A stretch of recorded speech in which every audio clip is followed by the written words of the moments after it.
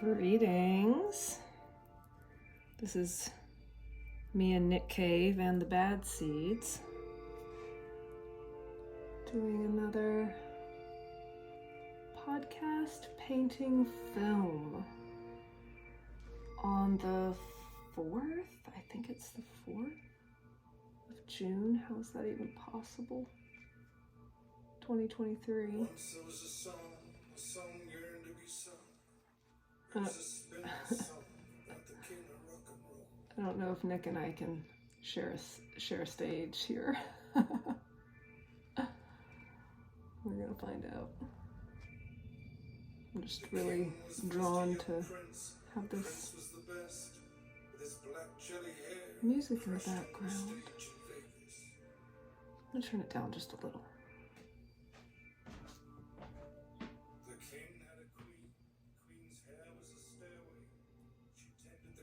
Oh, it's just so poetic. It's so strange and beautiful. So, as you can see, I am painting something previously drawn black because my understanding of the synodic cycle of Venus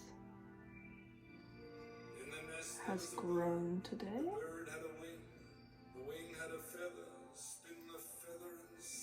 Each of these,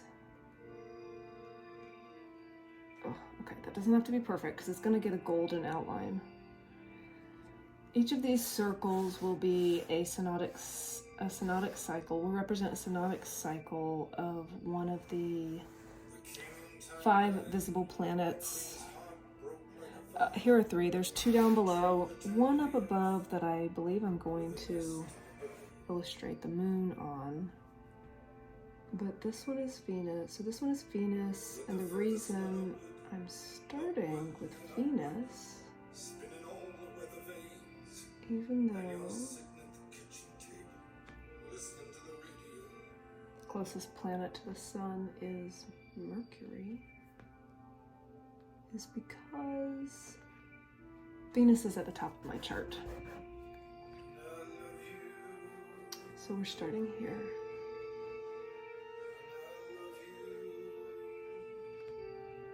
Such a pretty album. So this is Nick Cave's, I believe, his newest album. It's quite new. It's called Ghostine. And we started it at the beginning. I will have to turn it down. I tried to turn it down a moment ago and I turned it back up.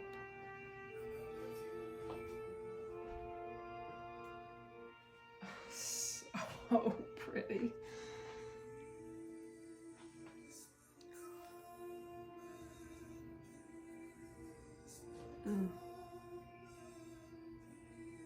So not only am I trying to make a podcast, not only am I trying to speak and paint at the same time, speak in a way that is compelling, but I'm also listening to music with lyrics.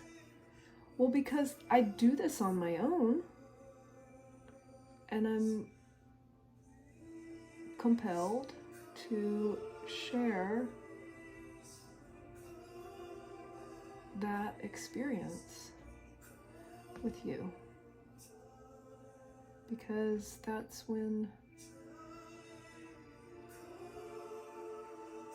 I'm truly in the present moment and I can hear, I can receive wisdom, insight, information.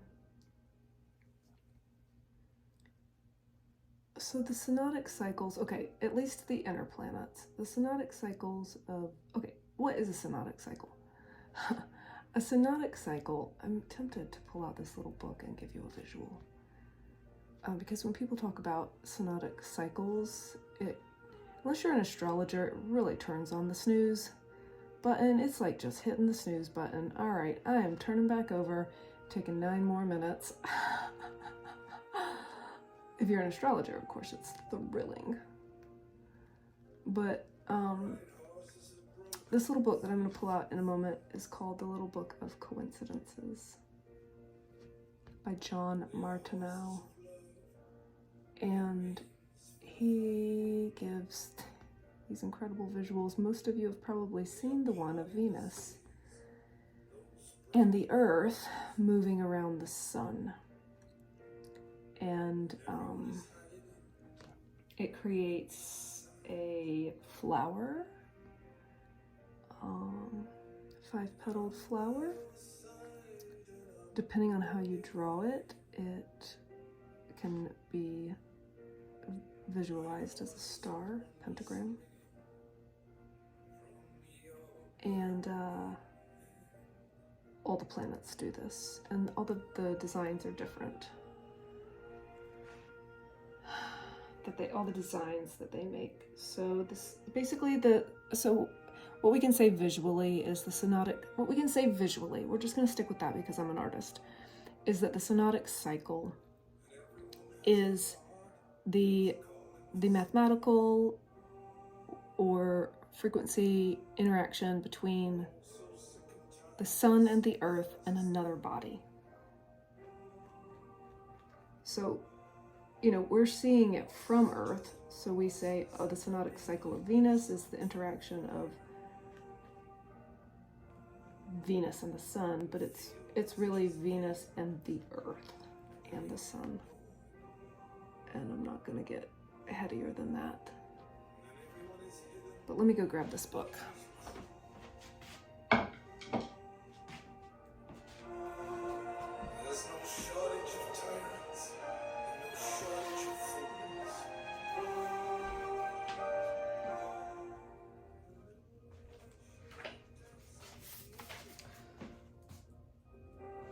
All right.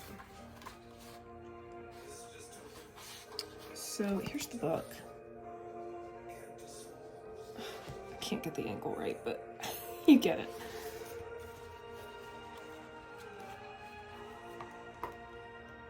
All right, where are these little designs? Oh, and the back just gives you the perfect illustration. Oh my God.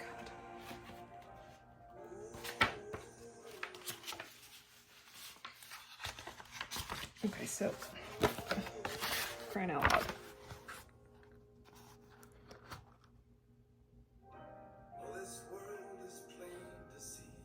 This is what our solar system does. This is what our solar system does. We did not make up the significance of the pentagram.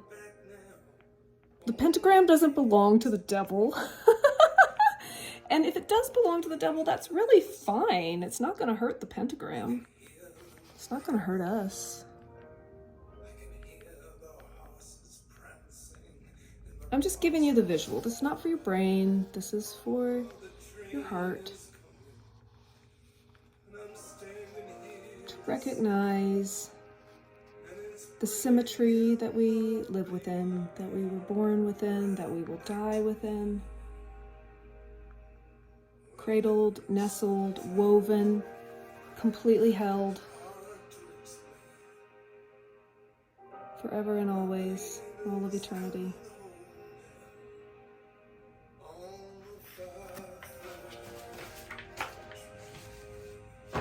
So get that book, support that guy.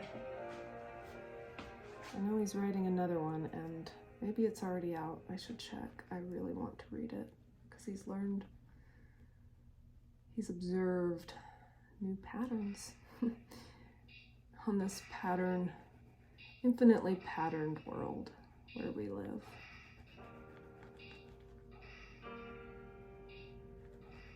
So I thought, I don't really know what to talk about today, but I really enjoyed what I did last week, so I'll do that again. Because when I'm painting, as I said, I'm in the present moment. And that's when I get all my best ideas and revelations. And if I give them to you, if I get them and I write them down or Put them in a painting. Put them in the painting, which they're always in the painting. But then you get it secondhand. I don't know if anything great will come through today, but if I keep doing this, it will happen. Now, I'm going to talk about paint for a minute. This black here that we did last time, I haven't put pearls on these little circles yet, but they'll all be little pearls. There's 360 of them. Well, there's not actually 360 of them because these are invisible. These right here and these right here. But this black is ink and this black is acrylic paint. And it's just a constant. Let me turn this down again.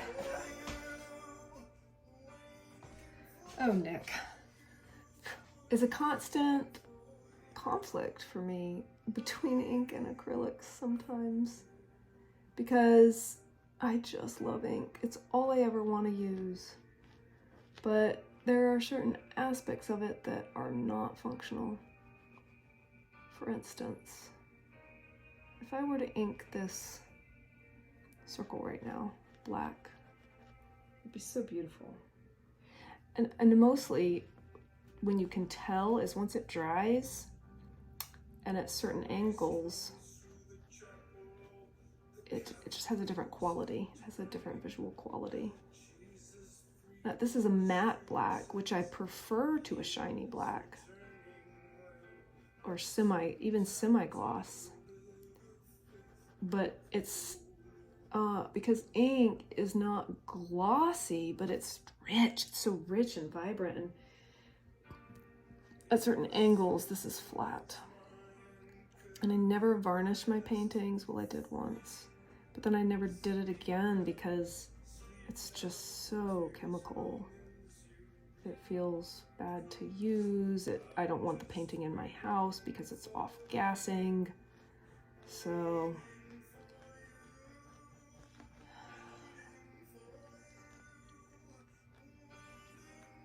I use acrylic. And I've thought about using shellac or some other kind of natural varnish. I haven't ventured. It's another thing you can tell me if you know a solution to this problem. Oh, because the reason is with ink, I'm going to write on top of this. And with ink, I'm going to ink on top of this.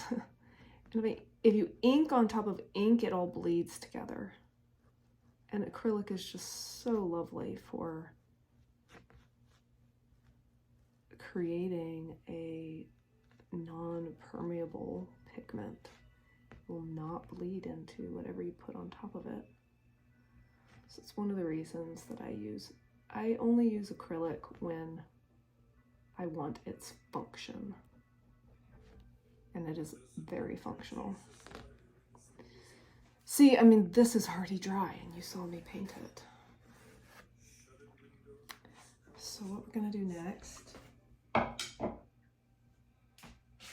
is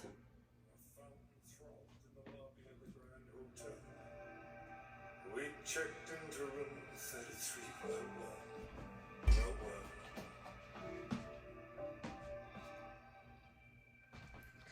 we're gonna do a quick golden outline. I don't want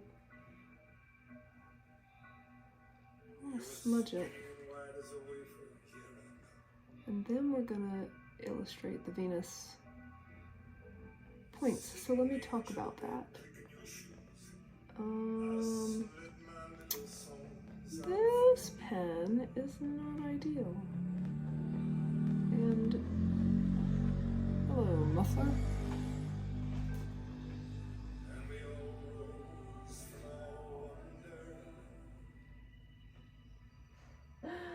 This is so funny. I'm totally not gonna record this. I mean, share this. It's just, I don't know, maybe I will. Maybe I will.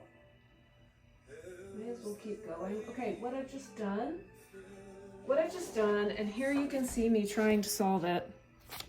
So much of my life has this on it because I'll get some pigment or another on my pens and then I can't get them to work. So I have all of these.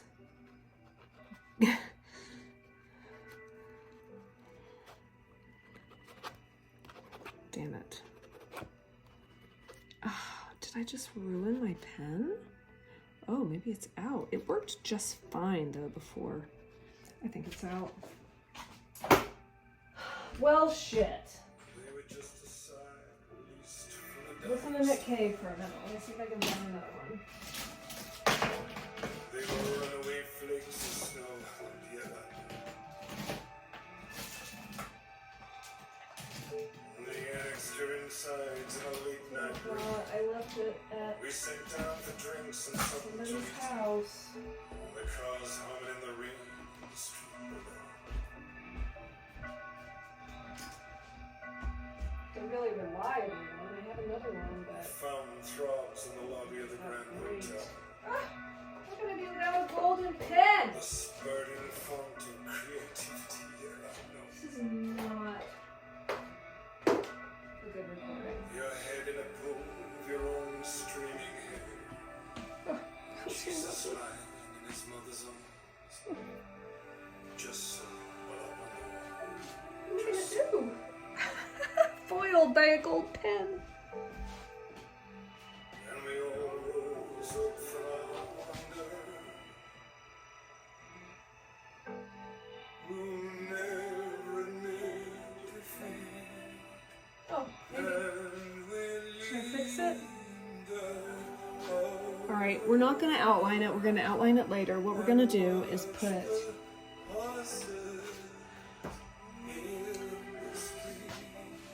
the Venus points on it.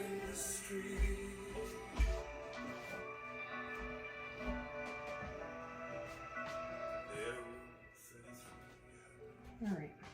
Okay, so what I'm going to do is I'm going to illustrate the Venus points like the moon phases. They're not visually like the moon phases. They're not even cyclically like the moon phases, but this came to me in sleep this morning and I'm going to go for it. I'm going to do this piece. I'm going to do each, let me keep this facing down. I'm going to do each planet's cycle. I'm going to figure it out as I go and see what comes of it. And by the time I finish this piece, I'll know what I'm doing.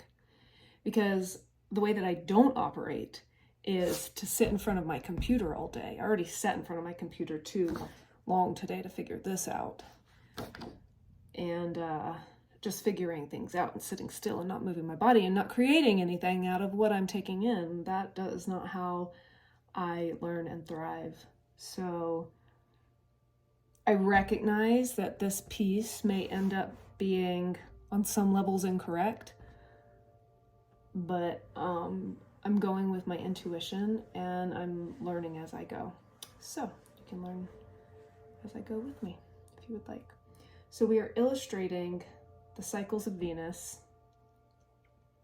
as moon phases.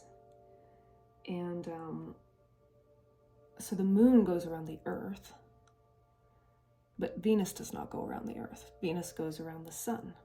So as the moon goes around the Earth and changes its relationship also to the sun, the Earth casts a shadow on, it's the moon's own shadow. See, we just don't know this stuff. It's astounding how much we don't know about basic celestial mechanics. The moon casts its own shadow on itself as it moves around the Earth in relationship to the sun. I believe that's how it goes. Anyway, that's how you see the varying shapes of the moon. But Venus is not going around the Earth. So it doesn't have consistent full light crescents, quarter phases, it does disappear when it goes behind the sun and when it goes in front of the sun, and when it gets even near the sun. And that will be illustrated here. But it is perceived as going around us, and it is cyclical. We experience it from our perspective here on Earth. So those are some of the reasons why I'm going with this idea of the moon phases. So when I was born, Venus, okay, so next, what we're going to illustrate here, okay, blah, blah, blah, blah, blah, blah, blah, blah, blah. Here, we're going to do it like this.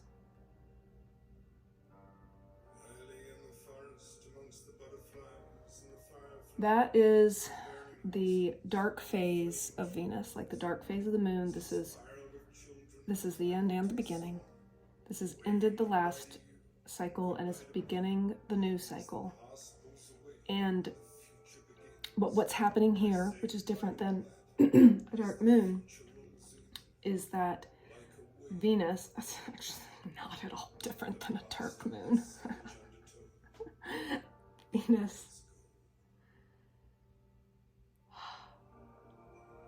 Venus here will be different than a dark moon. Here, at the beginning, Venus is in between the Earth and the Sun. This is the closest Venus ever gets to us. And let me tell you, it's close. There's a really cool platform and also app called Solar System Scope. And you can program dates on it and watch the movement of the planets on any date and at different speeds and from really far out and also really close in. Like, you can just look at the inner planets if you want.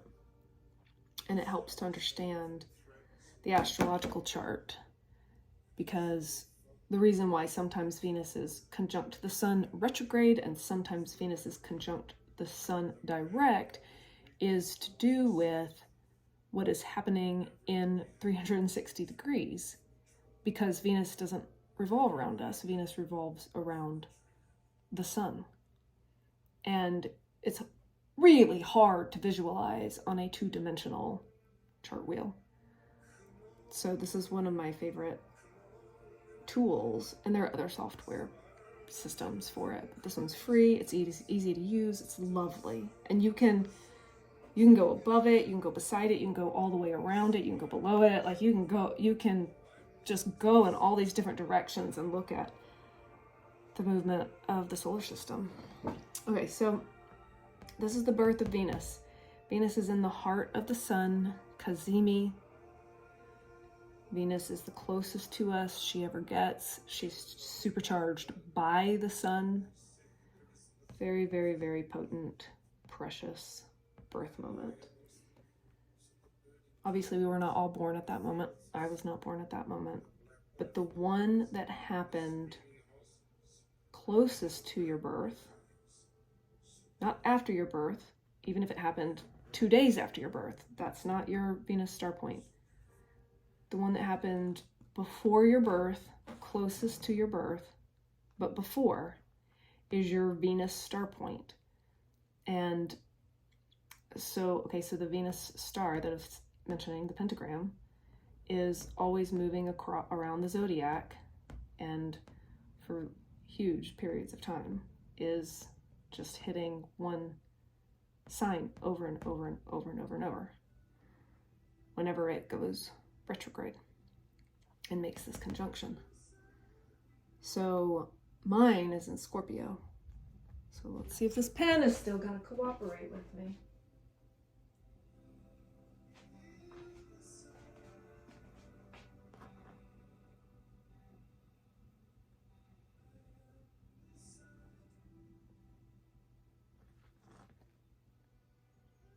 That's all right.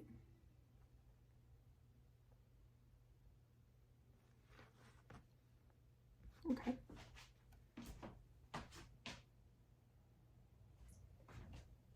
Next,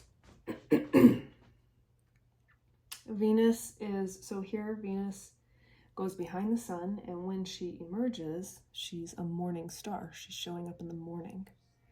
And she emerges very close to the sun and further and further away from the sun. The further away from the sun she gets, the more visible she is. Oh, something I meant to look up before I filmed this. I only saw it for the first time this recent maximum elongation. Venus was far away enough from the sun that you could see her before the sunset in a blue sky. It's just so potent. It's just mind-blowingly potent. So at that point of maximum elongation, as a morning star, I'm not sure if this is correct, but I know that the morning star phase is the next phase, and my thought is that it would be maximum elongation. So that happens for me, for my Venus star point. That happens in January. This happens in November. The maximum elongation. So I'm going to illustrate this like a quarter moon.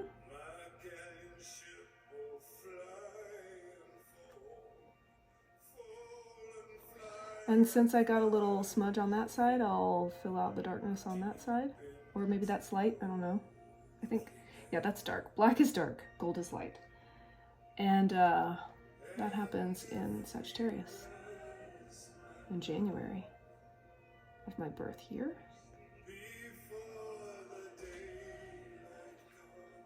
And then I'm born in February, so am I gonna draw that? It's hard. It's such a subtle difference from this. Yeah, I'm gonna draw it. So here's February. So this is my Venus phase. This is my Venus phase. It's just a teeny bit imperceptible, but I'm gonna make it perceptible for this illustration. Just a teeny bit darker on the other side of the max point. Like over here would be a teeny bit more darker, but it's getting lighter. Here's a teeny bit more darker, and it's getting darker. If it were the moon, but it's not. Okay. So it's gonna be, yeah, just a tiny bit of a crescent, like very, very, very gibbous. And this happens in Capricorn. This is why I had to make the whole thing black, because I definitely have not discerned this pattern yet. Wait till you see the whole thing. I think you're gonna have to look at a really large lens to discern the pattern. Okay, so over here, this is the next Venus-Sun conjunction, but this is called, okay, so this conjunction is called inferior, and this conjunction is called superior, which I think is unnecessarily quantitative. So I like to call this one the exterior, because it's on the other side of the sun, away from us. And this one the interior, because this is the closest Venus gets to us. This is the furthest away Venus gets to us, and Venus is totally blocked. I'm illustrating this as a full moon. They're different. They're different. The moon is not on the other side of the sun during a full moon. The moon is on the other side of the earth. But this is just for my illustration, and we'll see how it unfolds over the years. So this happens, the next, same year in August is the next conjunction, which is the exterior conjunction, which means Earth, Sun, then Venus, so far away. I had a doozy of an experience this past year in October that showed me how mercilessly painful this time can manifest for some. It wasn't for me, but it was very close in. Very, very close in. It was astoundingly dramatic.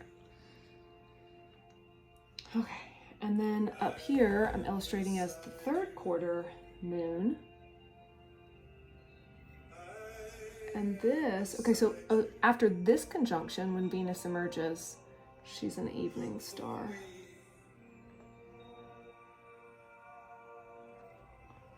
It's not the most symmetrical circle I've ever drawn.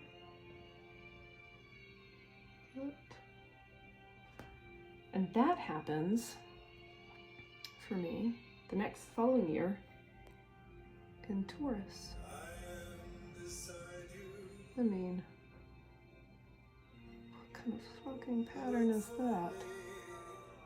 Scorpio, Virgo. I really appreciate visually how these are the two most similar glyphs.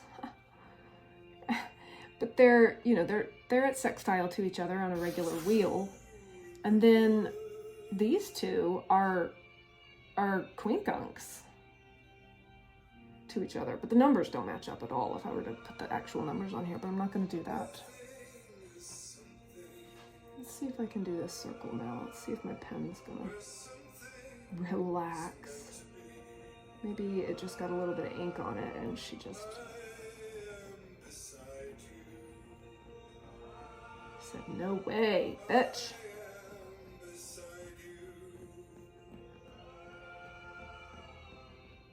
Okay, it's working.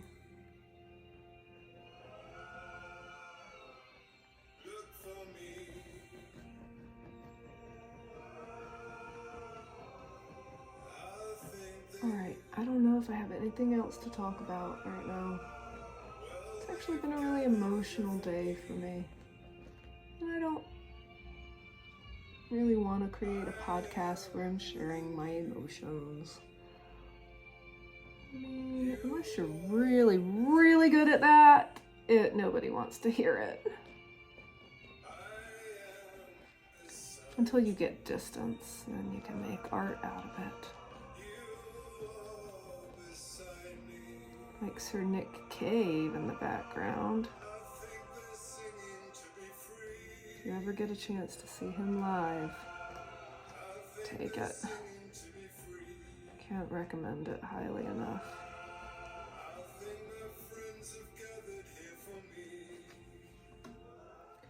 Okay, we're at an interlude with the Nick Cave album. So it'll come on in a minute or so, but I remembered one of the things I wanted to talk about, which is some observations that I have made around qualitative or experiential differences between Venus and Mercury. And the planet that allowed me to discern this, the planet that really turned up the volume of these two characters, Venus and Mercury, in recent months for me is, of course, Uranus, who is conjunct Mercury, or conjunct by Mercury, today. And a couple months ago, Venus conjunct Mercury, Venus conjunct Uranus around the middle of Taurus. And then Mercury ran right up to Uranus and Taurus, almost conjunct, I think within a degree, and then backed up to retrograde. So it's been an extended experience of the energy of, for me, this is how I experienced this Mercury retrograde, was turned way the fuck up because of Uranus. Like Uranus amplified the energy of both of them, and I experience Uranus as quite electric. So I experienced these past couple of months both Mercury and Venus in my nervous system. This all happened in my first house, so it really came through for me physically. Also Taurus. I kind of want to make this line thicker. That's boring to watch though. I might do that later. And I haven't decided yet how I'm going to differentiate each of these rings, each of these cycles. Like this is Venus, and you know it is because I've told you, but you wouldn't know any other way. So that will get differentiated, but not yet. What I'm going to do right now with some of the black paint, I put way too much black paint. What I'm going to do right now is paint this one black, because I know that at least these two will be black, because this will be Mercury. This will be Mars, who is outside of the orbit of Earth. So I'm not sure yet if I'm going to want that ring. The divisions, the zodiac divisions. But I'm going to paint this one black, and then we might do the pearls.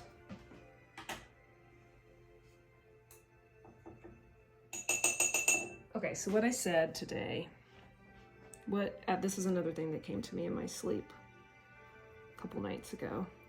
And then I said it in a post today, that the difference between Venus and Mercury is like the difference between the cacao plant and the coffea plant. So most people are under the impression that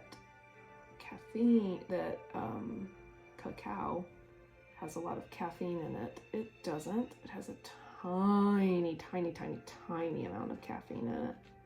The main alkaloid present in the cacao plant is theobromine, which is molecularly quite similar. I believe it's just one molecule, one atom. Am I saying that correctly? The molecule has one atom in a different position from caffeine. They're very, very similar, and they're both stimulants. But theobromine is a heart stimulant. It goes directly to the heart. It does not stimulate your brain or the other parts of your central nervous system, just the heart. And I think we all know that.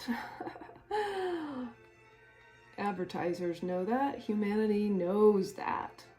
How do we know that? Because we feel it. It's the same way we feel Venus as love. Everybody knows that. We know that instinctively. Why do we associate the 5-petaled rose with Venus? We just knew. We just knew. So yeah, Venus is like theobromine. And I've experienced that in my body. I believe it was April, may have been March. End of March, beginning of April.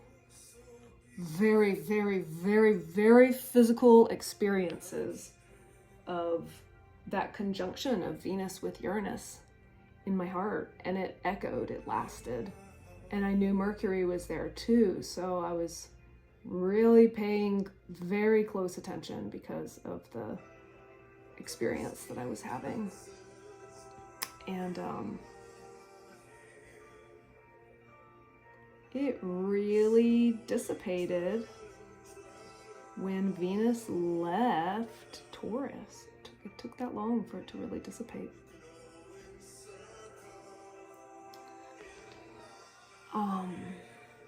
The heart stimulation. But so caffeine, which is the primary and maybe only, no, coffee has other alkaloids. Anyway, definitely the primary alkaloid, and we all know it. And coffee is caffeine. And caffeine is a central nervous system stimulant that's getting your whole, it's just lighting up your whole nervous system, including your heart, but not just your heart.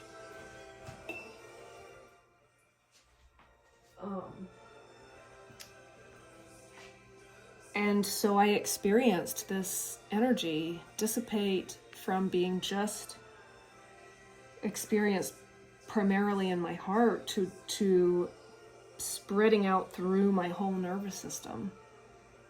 And it's been very similar, like getting a chocolate high compared to getting a coffee high. It's similar, but also very different. So that's really all I wanted to say about that. Whoops. Oh God, way too much paint came out because I turned it upside down. I turned the paint bottle upside down. This is acrylic again because I didn't want it to fart. I was like, I don't really want it to make a farting sound. But then I talked about it anyway. All right, I have to get water. Oh, here's my water. Good staging, Eve. Good staging.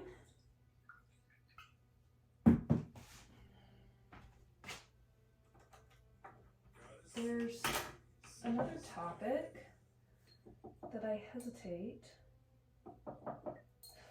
That's putting it mildly. Okay. To speak on, these are the two brushes I'm deciding between.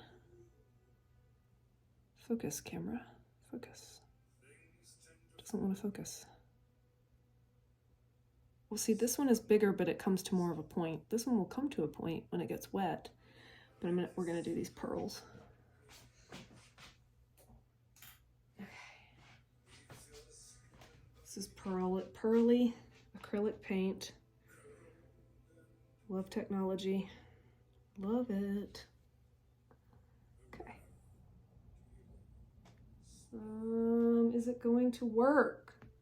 Because it needs to just be able to be dot, dot. I think I'm going to have to dip it in the paint for every dot. This might not be good for the camera. The topic that I'm hesitating on speaking on is pretty much all topics, you know, so I'm breaking through that, so here goes. This one's kind of my big thing, and certainly not the only one, but I am one of the ones who has not been brave enough to say what I got, what I see.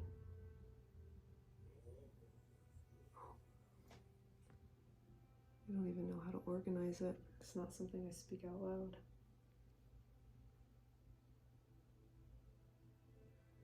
God, give me something else to say. I don't want to talk about that.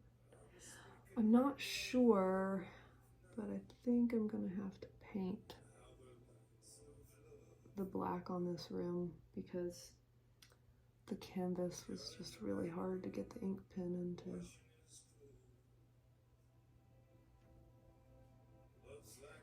All right, here goes. I'm going to quote a poem that I wrote,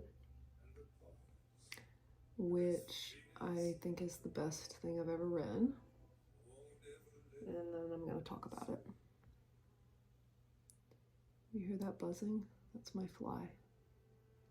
I decided, because it's windows, it's the time of year when the windows come open. It's not hot enough for air conditioning yet. It's the perfect time of year, but then the flies come in. And I decided to believe, you like that? I decided to believe that flies carry some health benefit. Some bacteria that they carry is important for us. And if we didn't have it, we would be at a disadvantage. And so when a fly who has been eating the dog poop next door flies in my window and lands on my sandwich, I accept it. I say yes, yes, little fly. Thank you for your symbiosis with my bacterial colonies. Thank you for balancing me out. Oh man, what I just said would drive a scientist crazy, given that you don't want to put poop bacterias on your sandwich. But maybe the fly changes the bacteria in some way. You know? Like bees. Like bee pollen. Honey. It's just this regurgitation of the nectar that the bee has gathered from the flower. Alright, here's the poem. Ready? This might get deleted.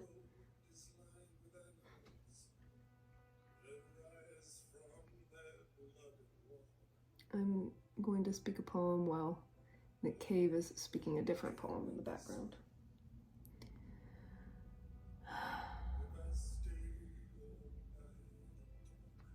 Man, it's hard.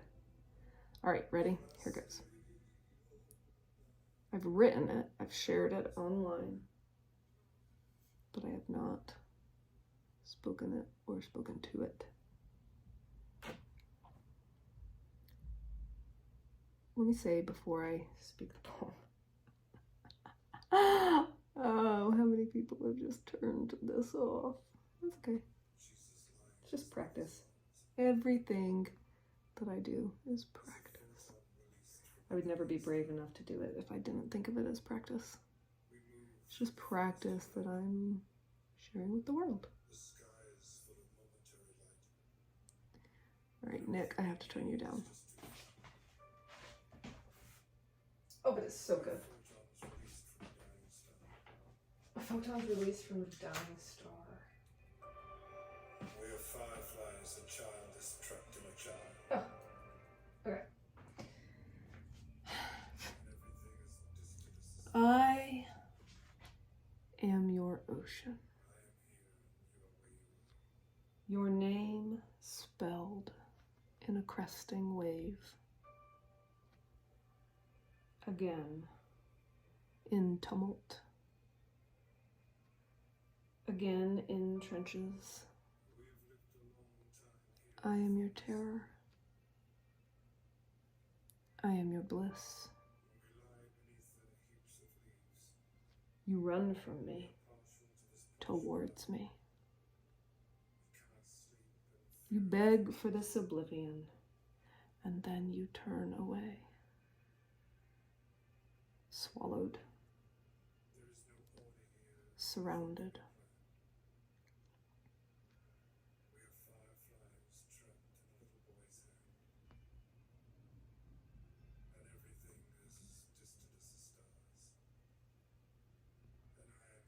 My patience a grave with your name spelled in stars.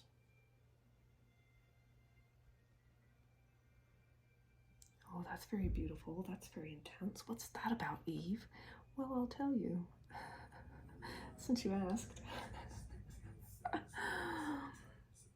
This poem is about, honestly, what I want to say, what's coming to me right now, this poem is about the bravery of the masculine. I have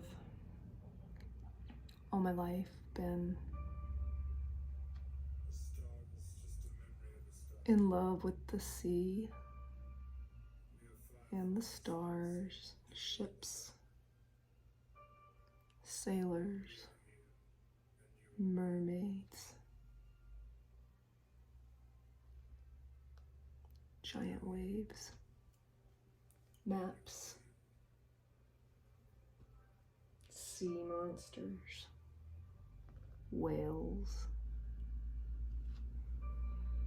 You get the idea. And from time to time, I get on a kick and I paint them. Oh, the fly is just such an attractive background sound to what I'm sharing right now. Oh, and the muffler. Very sensitive to sound. And I just don't care enough right now to sound edit my work with these podcasts. I'm just getting it going. If I get all caught up in making it perfect, I won't do it. So at some point, I'll hire somebody to do it. And until then, it's very raw, which has its own beauty. Oh, that's the thing about this paint. It dries very flat. Oh. But you can see it even from there, coming up, showing up. It's so pretty. I'm gonna have to get in these cracks real technical. Fill out that black. Maybe it's fine. Like when I look at it from there, it looks just fine. So, God, this is so intense, but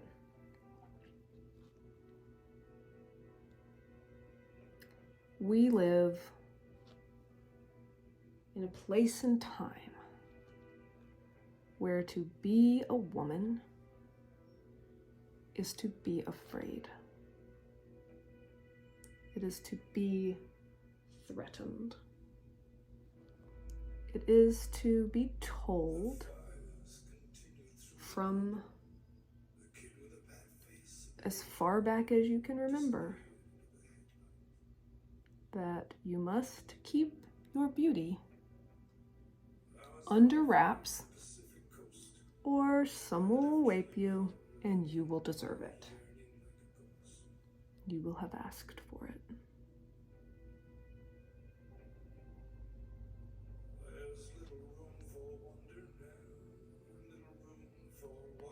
And to live a life where you don't know what it is to not self-preserve and self-protect and look out for yourself when you're in public.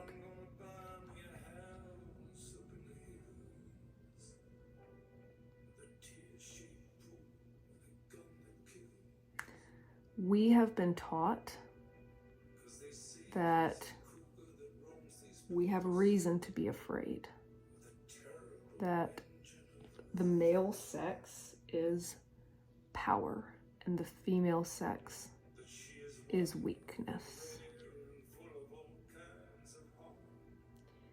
But the truth is, to enter a woman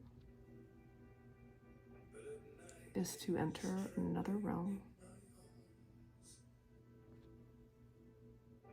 Is to enter an ocean as a ship enters an ocean with no mooring.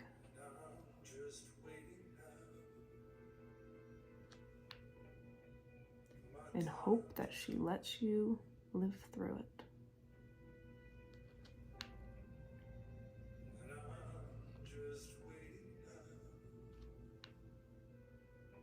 Inside the body of a woman is a portal that leads somewhere else.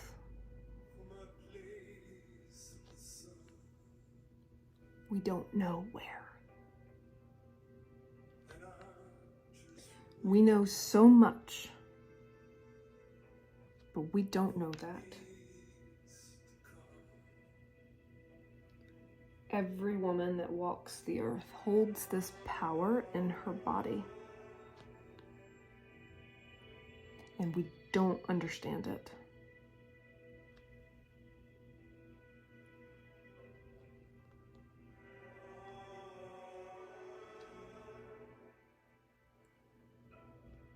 We are terrified of it. We are terrified of ourselves. And we inflict great terror in those who wish to enter us. For they cannot resist.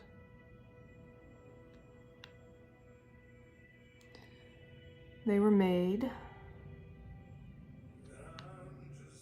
somewhere else by someone or something else we do not know. To be this way. and I'm just waiting now. To be subservient My time to to us in this way. And the response to that and we hide in our room. I'm nearly on the way to Malibu. is the instinct to dominate. And I know my time will come one day soon. And the correction Waiting for peace to come. to this is not that women dominate instead of men. The correction is worship. I worship you for your bravery. You worship me for my mystery. Halfway down the Pacific coast, I left you sleeping like a ghost in your. And that's what that poem is about. Darling, your dreams, your greatest part.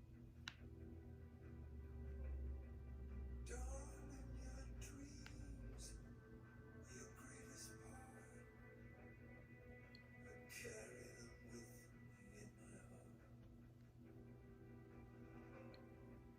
Darling, your dreams were your greatest part. I carry them with me in my heart. My arm is cracking every time I move it. I hope that hasn't been happening the whole time. Somewhere, don't know. But better cracking and moving than getting tense and sore, which is what happened after last week's podcast. Look at that.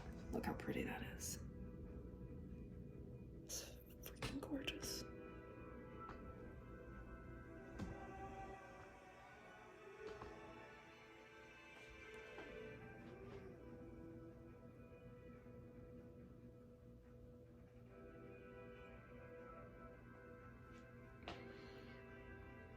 I had some scripture come to mind this week. I don't remember where it is, but one of the Gospels. I think Jesus actually said this. I think this is words in red. What does it profit a man to gain the whole world I'm standing on the shore. and lose his soul? Everyone begins to run. The kid drops his bucket and spade and climbs into the sun. The other one is Song of Solomon. If a man gave for love his whole house, it would be utterly despised.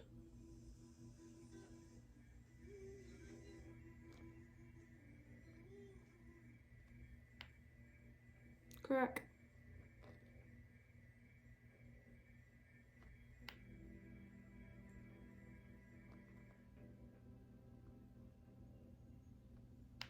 Oh my God.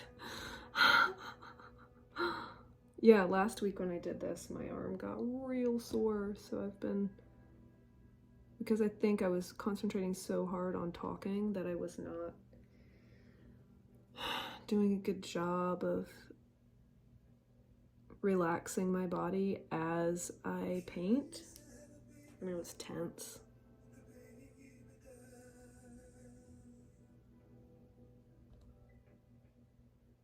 All right, I'm gonna end it here. Thank you for listening. This is Eve with the Song of the Spheres podcast and painting film. Until next time.